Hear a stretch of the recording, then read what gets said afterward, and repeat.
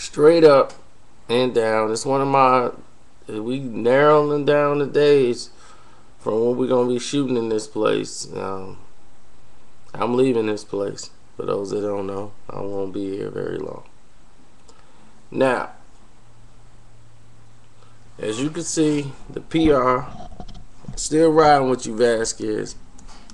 I'm riding with you, but I gotta do the breakdown of the fight to let the fans know what to expect. I always hope for the unexpected, and I hope I get it tonight. I hope Vazquez says, I got a game plan for Nonito Donaire. Now, what the problem is this comes down to experience. Vazquez hasn't had any amateur fights. He's been trained pretty much by his father. So there's certain things he doesn't see in the fight that he learns as he goes along. And the majority of it is the control and the tempo of the fight. You can control a fight without throwing punches. There are certain aspects of the way your posture is, the way you have the flow, the tempo in your favor, where you could feel it, like, okay, he's in control of the fight.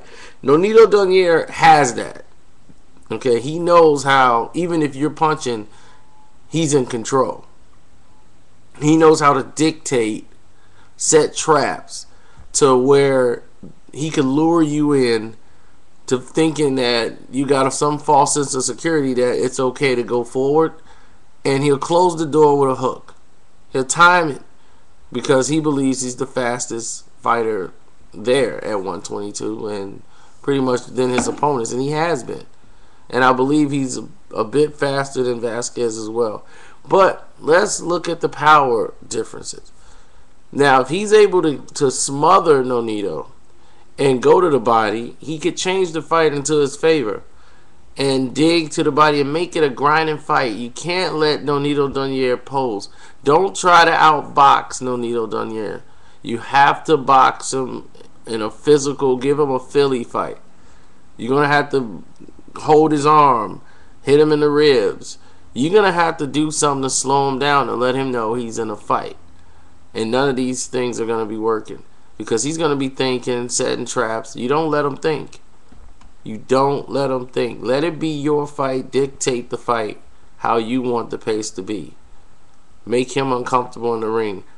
That's the way it should go. But I see it's going to be a chess match where Nonito Donaire is going to probably outpoint him and win by a decision. I think it's too much craftiness.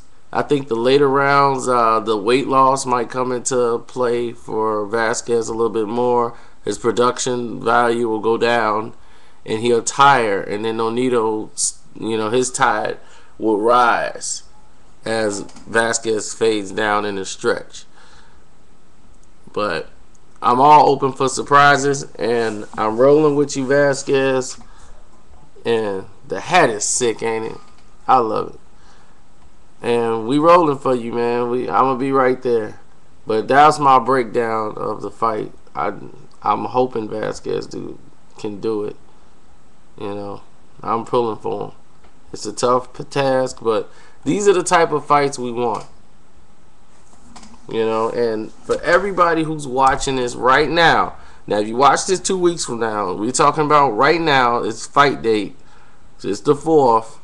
And right now on Boxing Socialist, if you go there, because the Boxing Socialist is live in San Antonio, Texas. So you just go to the main site, which I'm going to put the link in the box like I do. Click on the link. Go there. You don't have to go no place else. We're streaming it live.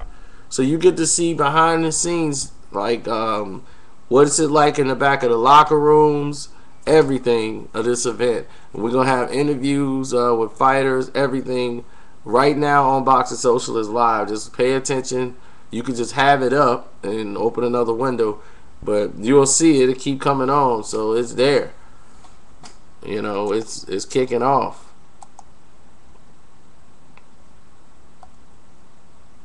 I'm finna check right now to see if they're streaming now. Nope, they're off the air right now. But once they get inside, they streaming it all there. Kemp is there with them too. So I don't think y'all even know who that is, pretty much. But a lot of people who probably on here know who he is.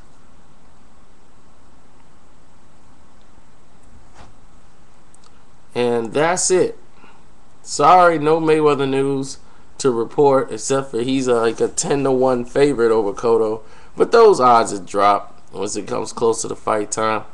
You know, they always do. And all those people talking about some, oh, I don't want to see the fight, crying. Man, get over it. Just get over it. I mean, the Pacquiao fans, y'all got a problem with your guy. He's in a rock and a hard place because every fight he got right now is pretty much a hard one. So there's no more ducks for him, really. Fighting Bradley's going to be a tough fight for him. Fighting Peterson is going to be hell for him. Fighting Marquez is going to be hell for Manny Pacquiao. So it's like, okay, Mr. I'm all about the money now, Pacquiao. Wow. Which way do you go? Who you going to get? Because for the dollars and cents, Peterson's going to bring in the lesser money because nobody really knows him, even though he just beat Amir Khan, because Khan wasn't that big as everybody thought he was. So it'll be interesting to see. Bob said he could sell out 40,000 in Texas and put with Peterson. Good luck. Peterson Marquez in Texas, 40,000. 40,000, son. Good luck. Good luck. I love to see Peterson in an event like that. But here's what people don't understand about this sport. The fact that Mayweather and Pacquiao have not fought each other, just the anticipation of the fight has brought attention to the sport from all around. ESPN has never covered boxing this much since the Mike Tyson era of the 90s. Okay, boxing is like one of their main categories they do. It gets a lot of attention. All the writers around the world are writing about Mayweather Pacquiao, but it's bringing attention to these fights. A lot of people think like, well, no one's paying attention to these fights. They are. These fights are making money. And these are fights that would not have been making money if it wasn't for the Mayweather-Pacquiao situation. Marquez would not be making the type of money that he was making if he didn't fight Floyd Mayweather. People, all those fights he had at lightweight, a lot of people really didn't see him. A lot of them, and now he's a bigger name now. He fought Mayweather, now he fought Pacquiao. Big name. Peterson fought Amir Khan. A lot of people kind of identify him, but now he's in the mix with Pacquiao. You know, so the younger fighters are getting some shots, and that's all I want to see. Berto Ortiz, we're seeing better matchups now because they realize what's happening in the sport. Okay? For all of those talking about MMA is taking over, they didn't have a stellar 2011. And I'm going to tell you what's happening. You know the World Series of Poker? Okay? They have that high spike where they went all the way up to the roof. The World Series of Poker, ESPN Poker this. What happened is everyone else tried to piggyback off of it, which happens when you have an idea. They say, well, they're getting all the money. We got to have something. Because the World Series of Poker been going on. Nobody paid attention to it till the ESPN started throwing it on at 3 in the morning and just letting it ride out. It was beating out SportsCenter in certain states. And next thing you know, everybody's got a damn tournament. So what happened? They start making more from different branches till they exhausted the public. So the public was just tired of Hold'em. They was tired of all these games. And they just lost interest. And they found interest somewhere else. You exhaust the public sometimes when you throw too much at them. And what happened with MMA and what they did is they exhausted the public and they spoiled them. They spoiled them with all these fights, with all these names that they have. And they say, we make our fights, you know, but you own the company. All these fighters are under the same umbrella. If Bob Arum owned Mayweather, Pacquiao, and all that, you'd have saw it like 2 or 3 times by now. You know, if Golden Boy owned all of it, you would have saw a lot of fights that you wanted to see. But when you have different companies, as we saw from Fedor and UFC, we never got to see Fedor versus Randy Couture or anybody from the UFC. So you see where the hypocrisy comes in at. Now that that's done, the problem is everybody's like used to it. It needs something else. It needs a new kick to go over the next hump. But right now they kind of like going down. Brock didn't really work out, so it's kind of stabilizing. But it's stabilizing at a low number. It really wants to excel and go to the next plateau. But enough of that. I've talked your ear off long enough.